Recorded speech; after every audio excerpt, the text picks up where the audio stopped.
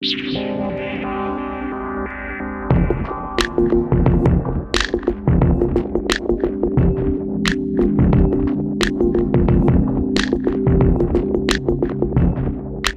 gente, tudo bem? Aqui é Leonardo do Mind the Headphone e é o seguinte, cara, um dos meus in-ear Sci-Fi preferidos é o Syaudio Yumi. É um fone que eu testei tem bastante tempo já, mas é um fone que tá na minha coleção, assim, não tenho nenhuma vontade de vender, porque realmente é um fone do qual eu gosto muito.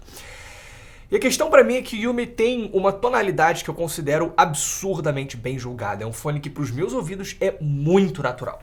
Só que muitas pessoas, ao mesmo tempo em que percebiam essa tonalidade muito bem feita, também sentiam falta de tecnicalidades. Assim, é um fone que, quando você vai olhar para resolução, detalhamento, velocidade, ele meio que ok. Ele não é um fone absurdo, né? Ele tem uma tonalidade muito boa, mas no restante ele é um fone ok. Enfim, eu fiquei muito impressionado com ele, independente dessas limitações, né? Porque, de novo, pra mim, o mais importante é justamente a tonalidade. E, recentemente, a Syaudio, ela lançou um outro fone. Eu já fiz um unboxing dele aqui no canal, que é esse daqui, que é o Bravery. E hoje eu vou trazer pra vocês justamente a avaliação do Bravery. O que ele é? Ele está acima do Yumi na linha da Syaudio, tá? Ele tem 4 armaduras balanceadas por lado, enquanto o Yumi custa $160, o Bravery custa $290. Então ele é consideravelmente mais caro. Então ele tem uma missão bastante difícil, né? Porque hoje em dia você tem cada vez mais ótimos fones, né? Inclusive mais baratos aí na casa dos $200, né? Então estava bastante ansioso para ver o que a Syaudio faria com um modelo mais sofisticado do que o Yumi. E mais do que isso, né? Como é que ele se compara a outros fones Sci-Fi que têm saído que também são espetaculares. Bom, eu falo para vocês o que eu achei dele. O link tá na descrição caso você se interesse, tá? Fisicamente é o seguinte, eu não vou me estender tanto, porque eu já fiz o unboxing dele, tá? Caso você não tenha visto, dá uma olhada aqui em cima, mas o ponto o Yumi já é um fone do qual eu gostei bastante, tá? Fisicamente, e o Bravery, ele vai além. Ele é um fone muito bem feito, tá? Ele tem conchas, assim como o Yumi, né? Conchas não, né? O corpo de o que parece ser um acrílico, sabe? Muito bonitinho, com esses grafismos aqui. Aqui o logo da marca, da Syaudio, aqui o que parece ser alguma coisa relacionada ao modelo. Encaixe e conforto são muito bons, tá? Assim como no caso do Yumi, eu não tenho do que reclamar nesse aspecto. Ele vem com uma case de metalzinho também, sabe? Que é a mesma do Yumi, mas tem um coelho aqui em cima. Não coelho não, é um arco de coelho, vai entender. Mas enfim, cara, é uma case legal, sabe? Eu gosto desse estilo, ela é de metal, protege bastante o fone, então acho bem interessante. Agora, em termos de, não são acessórios, né? Mas assim, os componentes meio que secundários do fone, eu acho ele bem interessante. Primeiro, o Bravery vem com 2 tipos de ponteira, que são boas ponteiras. Primeiro as Shellas Tech, né, que são aquelas novas que são de material diferente, que eu gosto muito, e essas aqui, que são ponteiras de espuma. Aqui só tem uma crítica, o encaixe dessas ponteiras de espuma não é mais firme do mundo. Olha tipo, quão fácil tirar. Por mais que eu goste das ponteiras, olha isso, cara, eu giro um pouquinho e elas já saem. Então assim, já aconteceu de eu tirar o fone e a ponteira ficar no meu ouvido. Isso não é maneiro, não. Enfim, então assim, isso aqui é meio, sei lá, não é a melhor coisa do mundo, não. Mas, enfim, apesar disso, são boas ponteiras e o cabo é um cabo excelente, cara. É um cabo que é de uma marca, não sei como é que é o nome dessa marca. Tá escrito aqui, eu acho. Bom, sei lá, é muito pequeno, hoje em dia eu não consigo mais ver isso daqui. Mas, cara, putz, é um cabo que parece uma corda, assim, realmente muito bem acabado, muito robusto, sabe? Então é um fone que passa, no final das contas, bastante sofisticação, assim, é um fone que realmente mostra preocupação em cada pequeno detalhe. Então, fisicamente, cara, eu não tenho do que reclamar dele, não. A única coisa realmente é essa ponteira aqui que já aconteceu de ficar nos meus ouvidos. Fora isso, excelente, ótimo conforto, isolamento, encaixe, muito bonito, muito bem acabado e muito bem pensado, muito caprichado.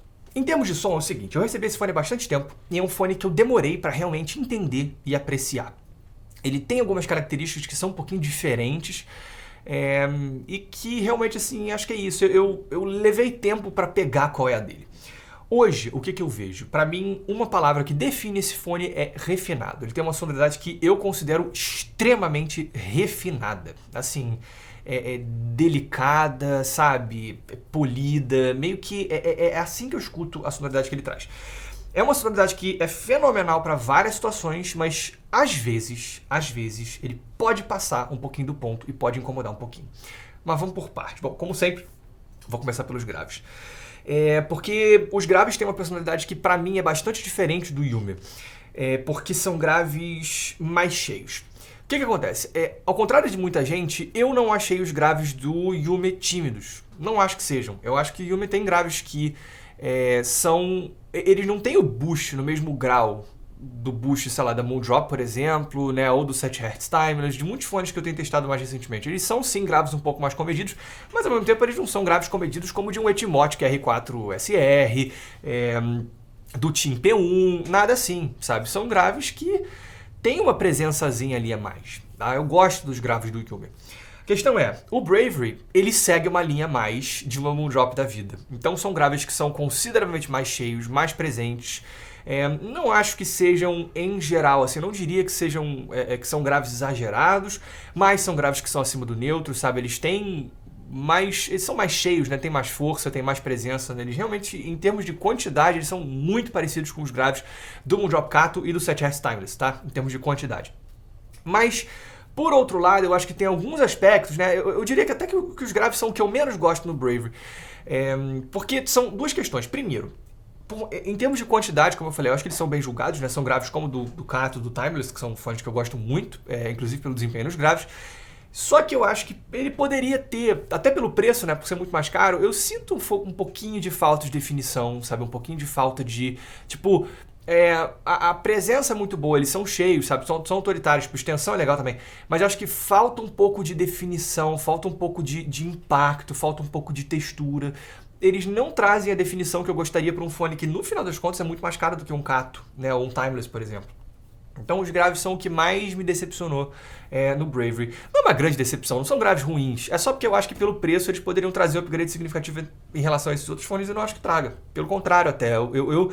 Se eu fosse olhar para a qualidade dos graves, eu prefiro os graves do Timeless e do Kato, né? Como eu falei, eu acho eles com mais impacto, são mais definidos, são mais texturizados, entendeu? Aqui eu acho que poderia ter um pouco mais de definição. E outra coisa é que o que meio que acaba até amplificando essa situação é que esse fone ele tem um pina gain mais suave do que esses outros fones. E isso acaba até mexendo um pouco nessa proporção, né? Porque você não tem o contraponto dos médios ali para fazer você, tipo, meio que... Tem uma coisa no áudio, né, que é muito isso. Tipo, às vezes você coloca alguma coisa, aí uma outra faixa de frequência parece que diminuiu. Não diminuiu, você só, tipo... Você tem meio que um contraponto ali. Então, aqui, nesse caso, é meio isso. Tipo, o fato de você não ter o contraponto de um pina gain um pouco mais forte faz com que os graves chamem mais atenção e pareçam um pouco mais fortes. E, consequentemente, menos definidos do que desses outros dois fones, entendeu? Então... Esse é o ponto que menos me agradou no Bravery. E aí, entrando melhor nos médios, como eu falei, né? Ele tem um pina gain que ele não é inexistente, tá? Como no caso de um Sennheiser E900, como no caso de um Team Hi-Fi P1 Plus, não é isso. Mas é um pina gain meio que mais suave, entendeu? Ele tem médios que são muito interessantes. Eu gosto desse pina gain mais suave, porque... o que acontece é que é o seguinte, ele não chega a ser um fone em V, ele não tem médios recuados em relação aos graves e agudos, eu não sinto isso, eu sinto que são médios que tipo, tem alguma frontalidade, né? Tem uma presença legal, é só que é um incremento que meio que ele tá abaixo do que uma VDSF da Moondrop, como do Target do Chronicle e principalmente de uma curva da Harman, mais ainda de uma Diffuse Field da Etymotic, entendeu? Então assim, ele tem a frontalidade, ele tem a presença, né? Mas ele é só um pouco mais sutil, entendeu? O timbre é muito natural, sabe? Eu gosto muito dos médios desse fone. Eu acho que eles são envolventes, meio que, tipo, são claros, sabe? Mas meio que sem exagero, né? Como eu falei no caso do Moondrop Kato, né? O Kato é um fone que em algumas situações eu acho que ele pode passar um pouquinho do ponto nos médios. Aqui não, você não tem uma resposta que seja, tipo, tão plana e, sei lá, meio que às vezes sem graça de um Team P1 Plus, mas ao mesmo tempo você também não tem essa frontalidade extrema, assim, ele é tipo, o resultado pra mim é que é um fone meio que um pouco mais calmo, um pouco mais caloroso, um pouco mais eufônico de certa forma, ele não é exagerado, entendeu? E de novo, como eu falei, em termos de timbre, né, não tem nada ali nos médios que eu considero artificial, eu não acho que eles sejam recuados, não, são, cara, muito interessantes. E isso também faz com que essa proporção, vamos dizer assim, né, um pouco diferente, faz com que ele acabe tendo uma espacialidade muito legal. Ela não é absurda, assim, eu não tenho uma sensação de uma coisa muito expansiva. Inclusive porque você tem uma sensação de profundidade que eu acho inferior à do Kato. Eu acho que isso em algum lugar tem justamente a ver com o Pinagain, que é um pouco mais forte nele, que você tem um destaque maior das vozes, né? Então a instrumentação fica mais no fundo. Aqui você tem uma coisa um pouco menos definida em termos de profundidade, assim, acho que tipo... horizontalmente também não é a coisa mais definida do mundo, não, definida não, é uma coisa mais expansiva, mas é bom, tá? É uma espacialidade legal, né? Ele é bem mais interessante do que um 7 Hz Timeless, por exemplo. Ele é um fone que, cara, eu diria, por exemplo, que ele é mais especial do que um Blessing 2 Dusk, entendeu? Então, é um fone que, tipo... De novo, não é a coisa mais expansiva do mundo, mas é uma ótima espacialidade que eu acho que traz um respiro legal para a apresentação dele. Nos agudos a gente já encontra o que para muitos pode ser o melhor dele, mas para outros pode ser o pior dele. A questão os agudos eles são um pouco mais presentes, tá? Em algumas situações eles podem passar um pouquinho do ponto. Isso acontece com muito mais frequência com as ponteiras da Stellastec. As de espuma, em grande parte, resolvem. Eu não acho que, assim, ele não incomoda com frequência com as ponteiras de espuma, mas ainda assim acontece de vez em quando. Tipo, pode rolar esse incômodo, assim, essa coisa que vai um pouquinho além de vez em quando, entendeu?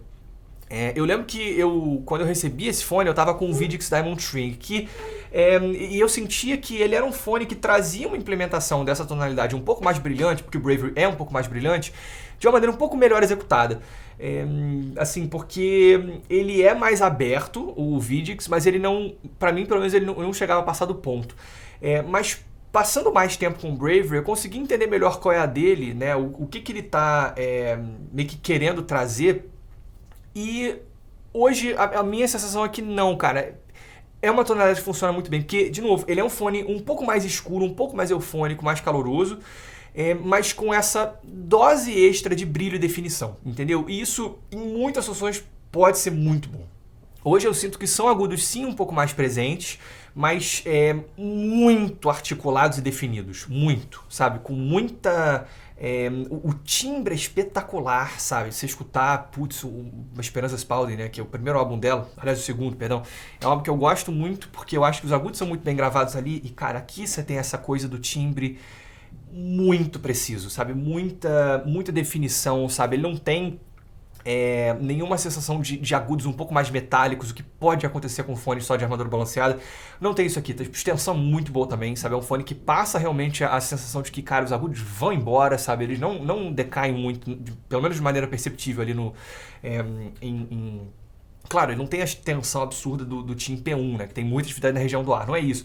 Você não está aqui também meio que no nível de um Sennheiser e A900 em termos de articulação e definição dos agudos. Mas em termos de qualidade dos agudos, ele é um fone que, cara, sinceramente tem me impressionado cada vez mais. Ele não traz, como eu falei, né, essa sensação meio que excessiva de detalhes, de informação que o P1 Plus traz, mas você tem uma sensação de definição que aqui é muito boa, sabe? E eu considero até esse um dos trunfos desse fone, né? É justamente você ter essa sensação de definição, de refinamento, né? de polimento, vamos dizer assim, ao mesmo tempo em que você tem uma pegada, tipo, cara, calorosa, quente, envolvente, entendeu? Isso não é nem um pouco fácil de fazer. Então, acaba sendo isso, assim, um fone com uma sensação de um som muito sofisticado, vamos dizer assim, com muita... uma capacidade de resolução muito boa, é um fone que não embola e ao mesmo tempo que não é agressivo na maior parte dos casos, sabe? Tipo, que não, sei lá, não é gritante, nada do tipo. E aí, concluindo, é um fone que acaba tendo uma sonoridade que pra mim é, no geral, extremamente bem resolvida. De novo, eu demorei um pouquinho pra pegar a qual dele, porque tinha situações em que os agudos estavam me incomodando. Mas, cara, foi só botar a ponteira de espuma e me acostumar um pouco mais com a sonoridade dele que eu passei a gostar muito do que ele me traz. Assim, em alguns casos pode ainda continuar sendo um pouco mais brilhante do que eu gostaria? Cara, pode. Mas não é frequente. E assim, eu sinto que é um fone que no final das contas acaba se dando bem com muita coisa. Assim, você tem uma pegada, essa pegada um pouco mais quente nos médios, sabe? Com esses graves com um pouco mais de vontade. Faz com que ele seja um fone que não é o all-rounder mais incrível do mundo, não, mas funciona muito bem, sabe? É um fone que surpreendentemente, né, não me incomodou para escutar rock, pelo contrário, eu acho que com muita coisa ele se deu bem. Tem algumas coisas que ficam bem agressivas, de novo, tem, mas é raro, entendeu? E sabe onde eu acho que ele se dá muito bem? Música clássica. Nesse estilo, eu acho que esse fone é espetacular, justamente porque ele traz essa coisa que é um pouco mais refinada, mais polida. Eu acho que isso tem muito a ver com música clássica, né? Você tem uma ambiência interessante, você não tem nenhuma agressividade, mas você tem o peso quando você precisa ter, você tem muita definição, muita transparência, ótimo detalhamento.